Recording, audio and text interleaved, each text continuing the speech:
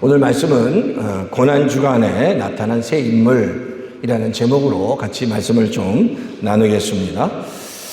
오늘은 이제 종려주일입니다. 종려주일은 예수님께서 2000년 전에 이 땅에 오셔서 이제 십자가에 달려 돌아가시기 약 일주일 전에 예수님이 예루살렘에 입성하시는 것, 이제 십자가에 그 지신 그 사역을 위해서 입성하시는 그때를 기념하는 주일을 종려주일이라고 합니다. 영어로 이제 팜 선데이라고 하죠. 그래서 종려나무 가지를 막 흔들면서 예수님의 예루살렘 입성을 이렇게 막 환영하고 뭐 축하하며 막 난리를 폈던 그 주일, 그 날이 바로 종려주일이라고 할 수 있습니다. 근데 이 화려한 종려주일의 그 축제 뒷면에는 세 종류의 사람인데 누구는 정말 그 종려주일을 위해서 정말 자신의 가장 소중한 것을 드렸던 분이 있던 반면에 또 한 사람들은 자기의 만족을 위해서 예수님을 위해 환호하다가 배신한 사람들이 있었고요. 또 한 사람은 누군가 자기가 원치 않았지만 자기가 십자가를 대신 짐으로 정말 하나님의 큰 축복을 받은 이런 세 종류의 사람들이 있습니다. 그래서 우리가 이 세 종류의 사람, 예수님의 그 종려주일에 이 세 종류의 사람들에서 가끔 이게 좀 잘 살펴보면서 하나님께서 주시는 말씀과 음성을 듣기를 원합니다. 첫 번째는 오늘 본문에서 이 이름 없는 이 주인이 왜 자신의 나귀를 주님께 드렸는지를 좀 살펴보면 좋겠습니다. 오늘 본문에 예수님께서 그 예루살렘에 입성하기 전에 그 벳박이라고 하고 벳박이와 베다니 근처에 있는 묶여있는 나귀 새끼를 가져오라고 제자들에게 말씀하는 장면이 나옵니다.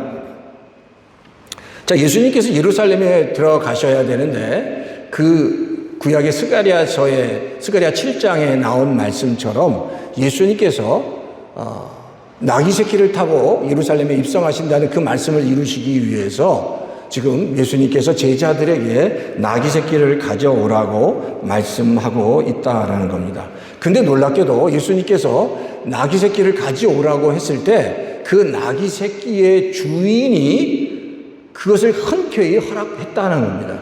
성경에 보면 그 나귀 새끼의 주인과 예수님과 어떤 면식이 있는 것도 아니고 제자들과 일단 면식이 있는 것도 아닌데 그냥 그곳에 가서 묶여있는 나귀를 끌고 오라고 하고 그 사람이 뭐라고 얘기를 하면 주께서 쓰시겠다고 이야기만 하면 그 주인이 그 나귀 새끼를 이제 놓아주겠다라고 말씀하시는 겁니다. 근데 정말 예수님의 제자가 그곳에 가서 그 나귀 새끼를 끌고 오면서 주님, 당신이 누굽니까? 라고 했을 때 주께서 쓰실 겁니다 라고 얘기하니까 그 주인이 그 나귀를 바로 그 제자들에게 주었다라는 겁니다. 그럼 우리가 생각할 때 그럼 도대체 이 주인이 어떻게 갑자기 일장 면식도 없는 사람들에게 자신의 그 굉장히 중요한 재산 목록인 그 가축을 흔쾌히 내줄 수 있었냐라는 사실입니다.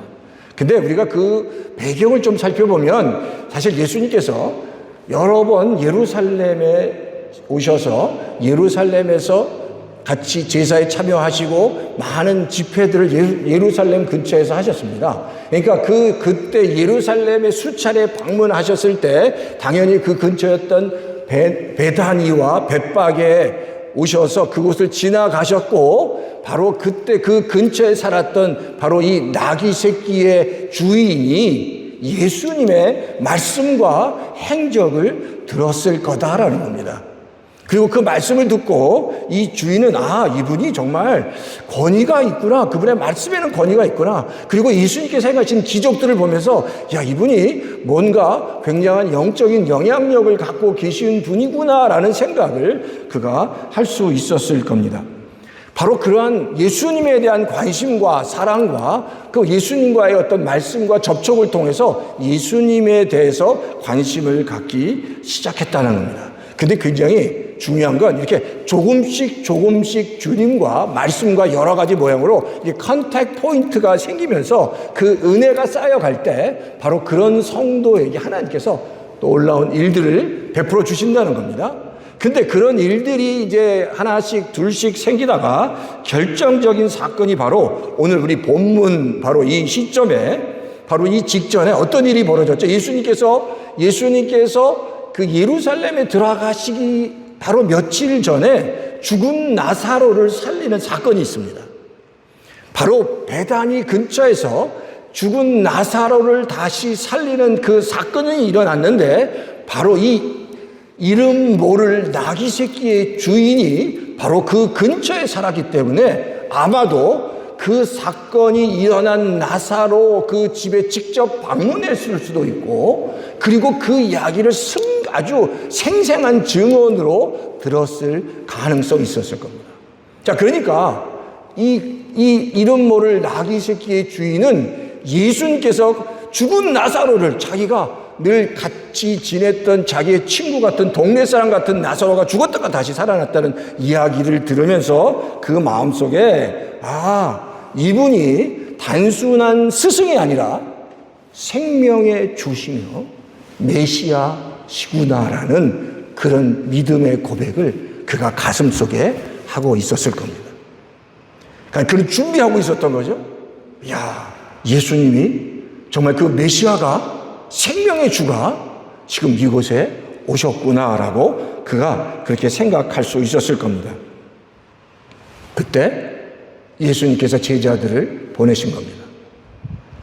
자신이 정말 애지중지하는 그 나귀를, 묶여있는 나귀를 끌고 가면서 주께서 쓰시겠다라고 얘기했을 때 이 주인은 나귀 새끼의 주인을 흔쾌하게 쓰시라고 그것을 제자들에게 주었다라는 겁니다.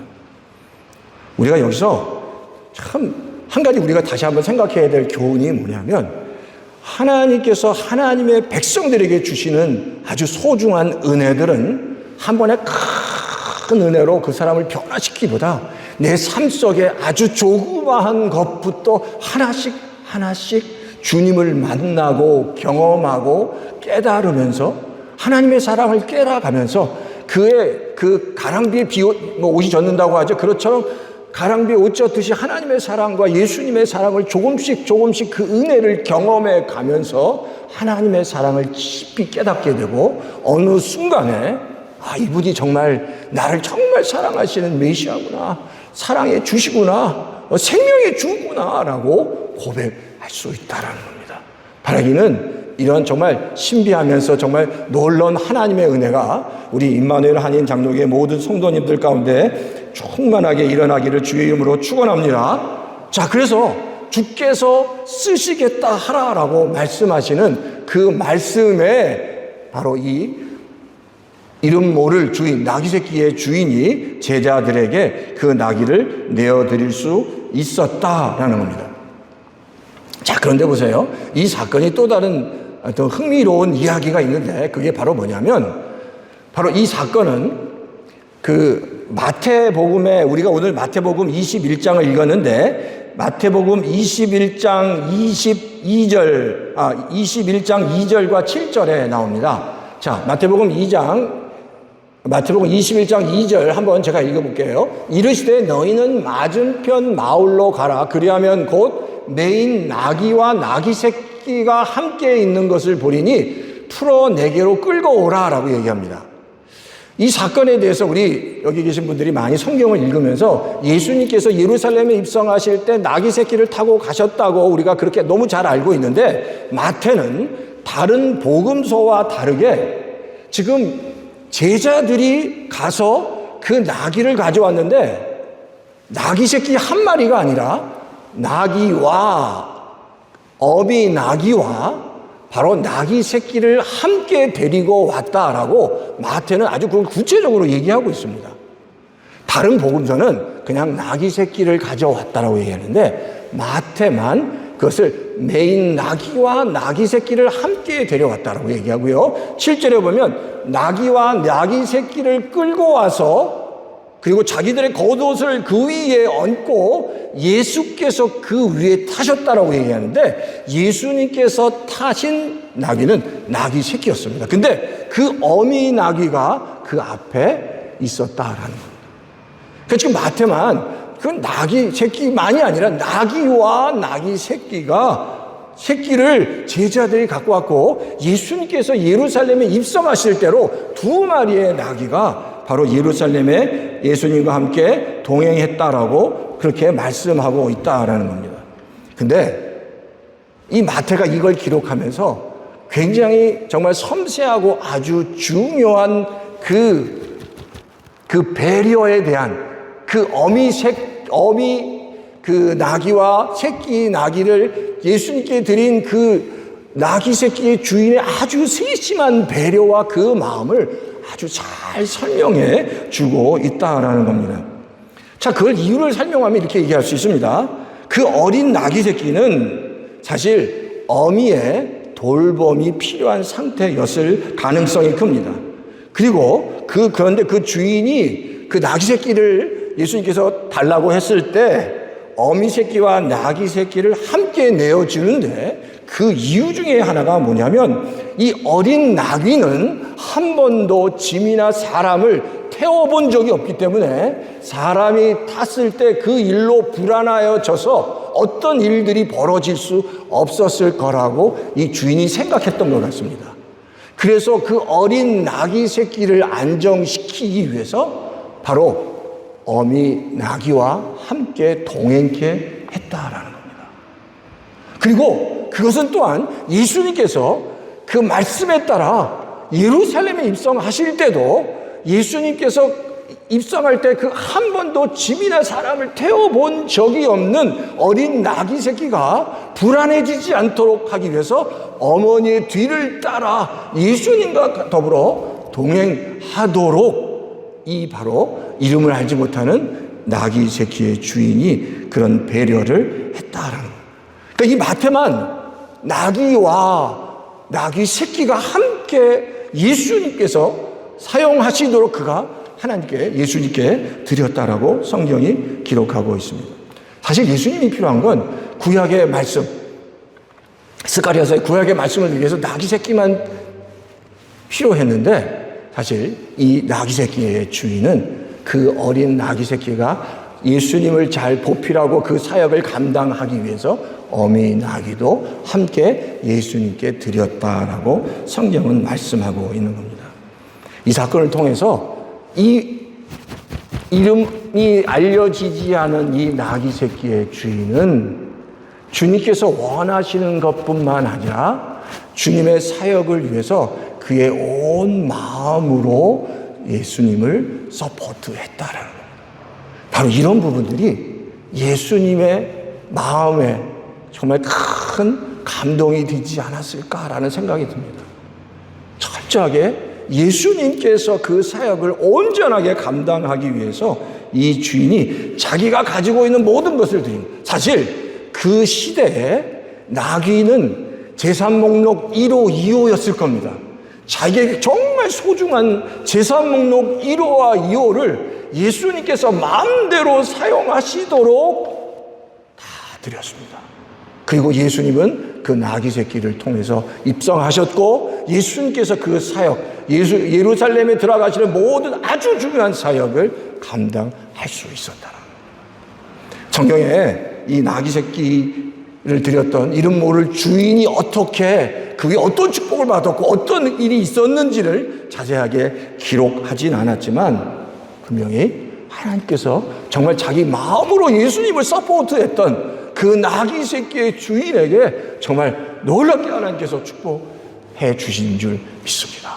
그러니까 주님께서 원하시는 건 그거 같아요. 우리가 신앙생활을 하든 뭘 하든 그냥 겉으로 보이는 것뿐만 아니라 기쁨으로, 마음으로 주님께 드릴 때, 하나님을 위해서 헌신하고 하나님을 위해서 정말 믿음으로 살아갈 때 하나님은 그 마음을 보시고 기뻐하시고 우리에게 또 놀라운 은혜와 복을 허락해 주신 줄 믿습니다.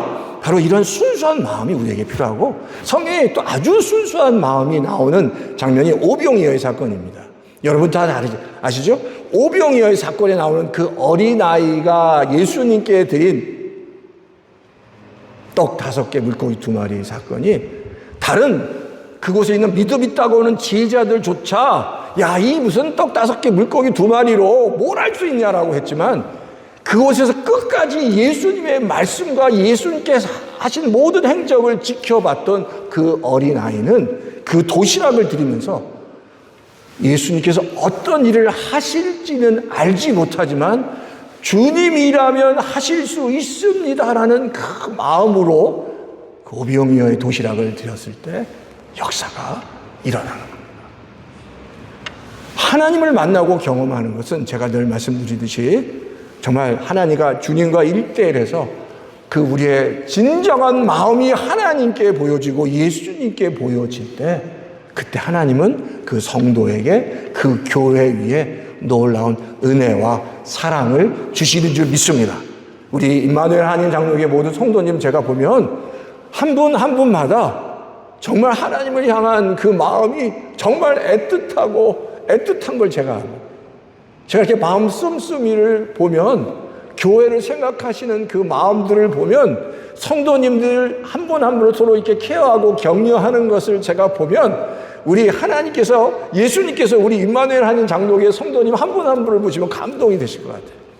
앞으로 더 이런 정말 아름다운 모습으로 하나님을 감동시키고 예수님을 감동시키는 우리 임마누엘 한인 장로교회 각각의 성도님들 그리고 가정들 되시기를 주의 이름으로 다시 한번 축원합니다.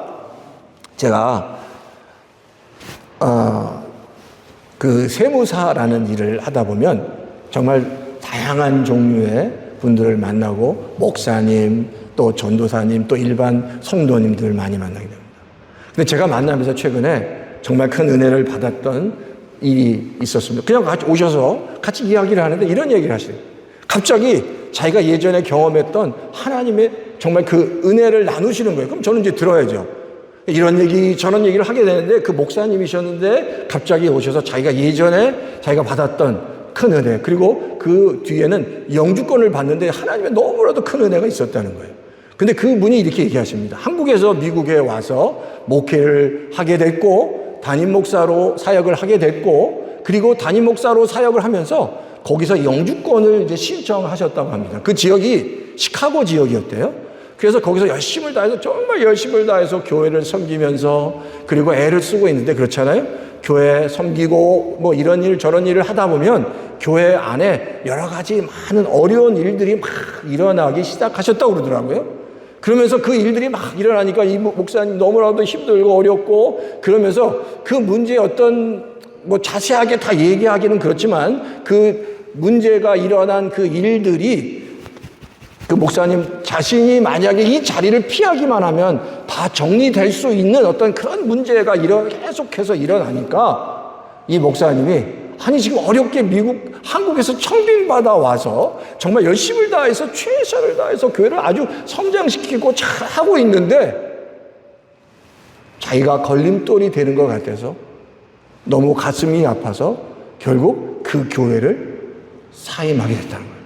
근데 문제가 뭐냐면 지금 영주권이 진행되고 있는데 교회에서 사임하게 되면 그 모든 수속 절차는 다 다시 취소가 되는 거잖아요. 근데 아니나 다를까 자기가 사임하고 이제 다른 교회로 갔는데 이민국에서 실사가 나왔다는 거예요. 그래서 아무개 목사님 여기 계시냐고. 근데 사임했습니다. 그러니까 어떻게 되죠? 영주권이 다 이제 취소 절차로 들어간 겁니다. 근데 그때 한 장로님이 그 교회에 있었던 장로님이 그래도 이 목사님을 끔찍하게 사랑하셨던 것 같아요. 이렇게 얘기를 했대요. 사실 저희 교단은 교회가 목회자를 임명하는 게 아니라 보통 장로교회가 다 그러거든요. 노회가 목회자를 임명합니다. 그러니까 이분이 이 교회는 사임했지만 우리 같은 노회의 다른 교회를 섬기니까 이분은 사임한 게 아닙니다라고 일종의 정말 말씀을 잘한 거죠. 사실 사임한 게 맞죠.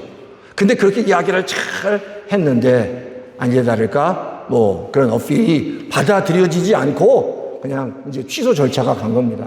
근데 이 목사님이 너무 속이 타잖아요. 한국에서 지금 청빙받아 와서 여기서 지금 이렇게 열심을 다해서 목회하다가 이런 일이 벌어졌는데 근데 이 목사님이 너무너무 제가 목사님 하나님을 위해서 이렇게 헌신했는데 너무 속상 기도를 하고 있는데 하나님의 음성이 들렸대.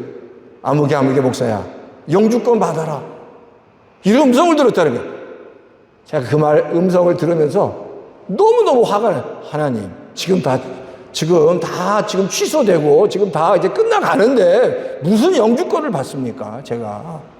근데 그렇게 열심히 그게 무슨 뜻입니까? 라고 기도하는데 어떤 분이 한번 이 시카고의 상원 의원에 한번 이야기를 해보라고 하자는 거예요. 근데 그때가 이제 오바마 대통령이 시카고의 상원 의원으로 있다가 대통령을 출마하는 그 시기였는데 자기 그 상원 의원 사무실에다가 내가 이러이러한데 지금 내 영주권이 이렇게 취소되고 있다고 얘기했는데 이름을 알지도 못한 그 상원 의원의 한 직원이 그 이야기를 이민국에다가 리포트를 했다는 거예요. 근데 상원 의원 직원이 이민국에도 리포트를 하니까 갑자기 이민국에서 이 철회되는, 취소되는 절차가 쭉 진행되고 있는데 갑자기 리버스가 되면서 편지가 다시 막 날라오기 시작한다는 거예요. 네 케이스를 다시 리뷰하고 있다. 지금 네가 네가 이런 백그라운드 책이 뭐 아직 안 됐기 때문에 그걸 하고 있다라고 막 서류가 날라오기 시작하면서 결국 영주권을 받았다고 얘기하더라고요. 그러면서 자기는 알 수 없는 그 천사를 통해서 그리고 정말 하나님께 간절히 기도했더니 하나님께서 그 기도에 정말 응답하셨고 내가 내 자신 살인 사역을 위해서가 아니라 정말 교회를 위해서 정말 최선을 다했더니 하나님께서 이렇게 귀한 선물을 주셨다라고 저한테 고백을 하더라고요. 그렇구나. 하나님의 마음에 들게 성도가 움직이고 헌신할 때 하나님은 결국 그 성도를 축복하시고 생명의 길로 인도하시는 분이다라는 사실이라고 저한테 막 간증을 하시더라고요. 중요한 건 성도든 교회든 하나님의 마음에 합당하고 하나님의 마음을 감동시키면 그 교회나 성도나 그 가정은 하나님의 복을 받게 되는 겁니다. 믿으십니까? 그렇게 살면 되는 거예요. 꼭 이렇게 엄청난 일이 아니더라도 삶 속에서 하나님의 마음을 감동한 이름 모를 나귀 새끼 주인같이 그리고 이 오병이어의 그 기적을 일으킨 어린 아이의 그 마음처럼 순수하게 하나님께 진심의 마음으로 진정으로 하나님께 드릴 때 하나님께서 놀랍게 역사하시고 축복하실 줄 믿습니다. 그런 은혜가 이런 우리 임마누엘 한인 장로교회 위에도 앞으로 계속해서 일어나기를 주의 이름으로 축원합니다. 자, 두 번째는 예수님의 예루살렘 입성 때 환호했던 무리들이 왜 변심했냐라는 겁니다. 이들이 예수님이 예루살렘에 입성할 때는 막 환호성을 외치면서 호산나 호산나 막 부르면서 생 난리를 피웠습니다. 근데 이들이 아시죠? 예수님께서 십자가에 달려 돌아가실 때 예수를 십자가에 못 박여 죽이라고 그 빌라도에게 소리쳤던 사람들이 바로 이 환호성을 했던 사람들이었다라는 겁니다. 근데 그 이유가 있습니다. 바로 예수님께서 예루살렘에 입성하실 때 환호했던 그 군중들은 어떤 생각을 가졌냐면 이 예수님은 정말 놀라운 기적을, 놀라운 역사를 행하셨고 정말 엄청난 죽은 자도 살리셨고 그리고 수없이 많은 사람들이 그를 따르고 있었기 때문에 만약에 이분이 마음만 먹으면 로마 군대라도 다시 뒤집어 엎을 만큼 강력한 파워를 가지고 계신 분이라고 믿었습니다. 그래서 지금 로마의 압제를 당하고 있는 자신들을 구원해 줄 정치적인 메시아가 될 수 있을 거라고 생각을 했다라는 겁니다. 그런데 예수님께서 하시는 말씀이 내 나라는 이 세상에 속한 것이 아니다라고 얘기하셨습니다. 그러니까 그런 이야기를 듣고 있는 군중들이 마음이 바뀌기 시작했다는 겁니다.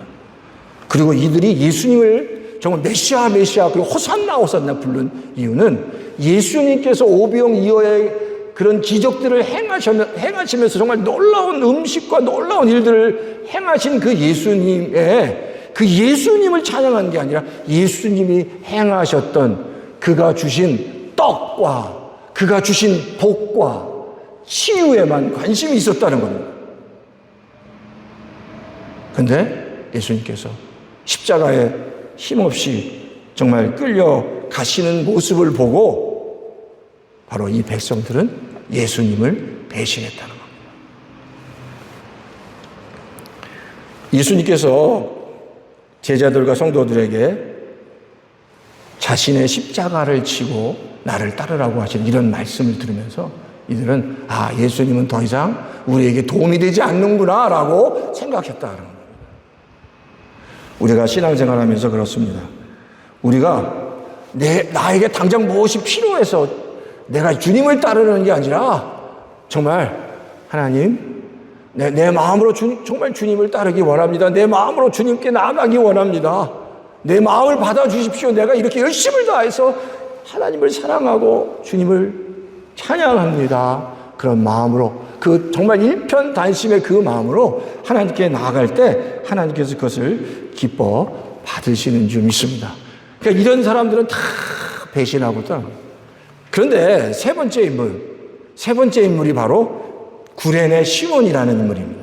사실 이 구레네 시몬에 보면 오늘 마가복음 15장 21절의 말씀에 보면 마침내 알렉산더와 루포의 아버지인 구레네 시몬이라는 사람이 시골로부터 와서 억지로 예수님의 십자가를 지었다고 얘기해요. 근데 지금 보세요. 마가가 이걸 기록하는데 마가는 알렉산더와 루포의 아버지가 구레네 시몬이라고 얘기합니다. 그러니까 지금 마가는 이 알렉산더가 누군지 루포가 누군지를 지금 잘 알고 있었고, 그리고 이 알렉산더와 루포는 사실 그러니까 그 당시에 초대 교회에 아주 유력하고 아주 영향력 있는 영적인 지도자였다는 사실을 마가가 알았고, 이 마가가 쓴 이 편지를 받고 있는 로마 교회 성도들도 알고 있었다는 겁니다. 그런데 이 영향력 있는 정말 이 선한 영향력을 미치는 이 지도자의 아버지가 누구라고요? 구레네 시몬이라고 지금 마가가 얘기하는 겁니다. 그러니까 이 구레네 시몬의 그 영향력이 그가 받은 은혜가 바로 그 자녀 알렉산더를 루포를 그렇게 만들었다라고 지금 마가가 그 이야기를 하는 겁니다. 자, 그런데 보세요. 여기서 그러면 이 구레네 시몬은 어떤 사람인가? 사실 구레네 시몬은 지금 6월절을 지내기 위해서 아프리카 구레네에서 지금 예루살렘에 왔습니다. 그런데 그가 이곳에 왔을 때 갑자기 길을 걸어가다가 어떤 일이 벌어지는 거죠? 병사들에 의해서 끌려가서 예수님의 십자가, 피 묻은 십자가를 대신 억지로 지는 사건이 벌어진 겁니다. 한번 이 사건을 한번 가만히 생각해 보면, 자, 보세요. 갑자기 저는 6월절 행사에 참여하고 왔던 그 일종의 그 방문객이었는데 갑자기 어떤 정말 죽음을 앞둔 사형수의 피 묻은 십자가를 자기가 짓게 됐을 때 얼마나 정말 열이 나고 화가 났겠습니까? 아니, 내가 갑자기 할 수 없이 죽어가는 사형수의 피 묻은 십자가를 내가 진다는 게 그에게는 너무나도 절망이고 막 화날 일이었을 겁니다.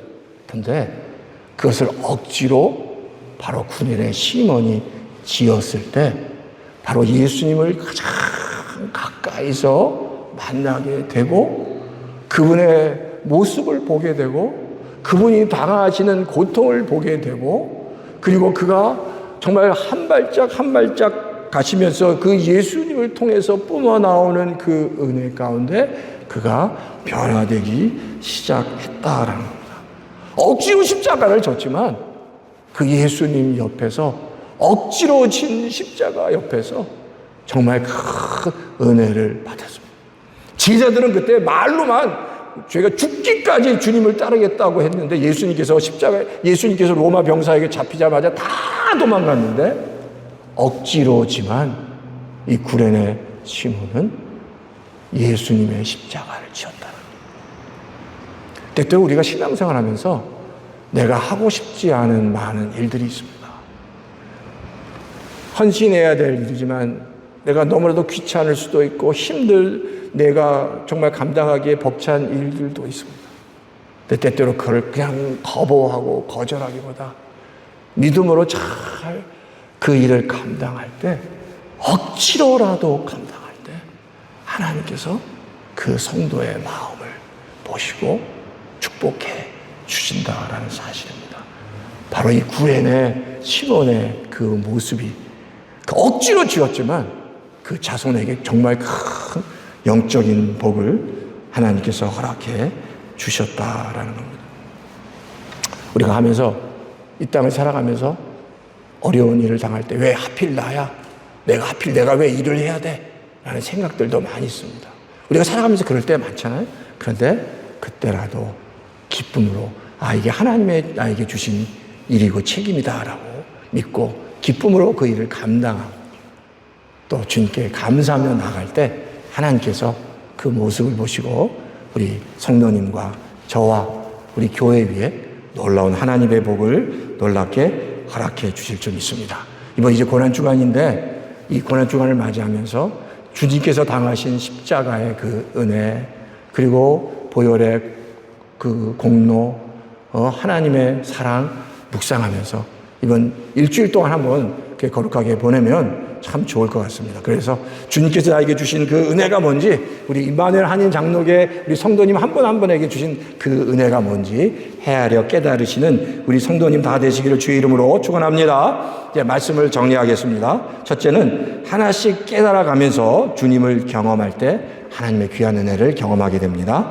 두 번째는 우리의 마음이 하나님 앞에서 변하지 않고 항상 일편단심이 되어야 합니다. 세 번째는 억지로 진 십자가라도 감사와 기쁨으로 지을 때 놀라운 하나님의 복이 그 가운데, 그 성도 가운데 있을 줄 믿습니다.